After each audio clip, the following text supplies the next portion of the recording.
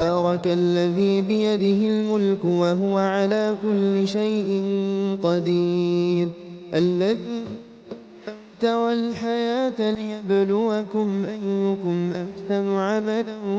وهو العزيز الغفور الذي كتب سماوات طباقا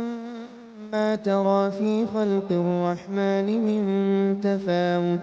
فارجع البصر هل ترى من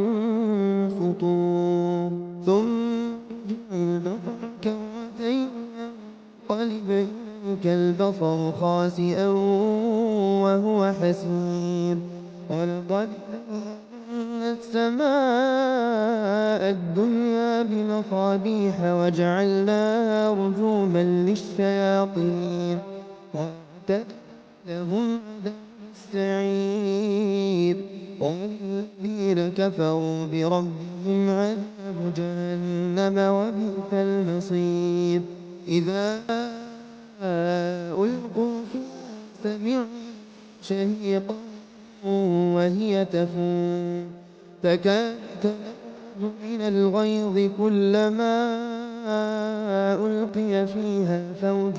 سألهم خزنتها ألم يأتكم نذير قالوا بلى قد جاءنا نذير فكذبنا وقلنا ما نزل الله من شيء إن أنتم إلا في ضلال كبير وقالوا كنا نسمع وما كنا في أصحاب السعير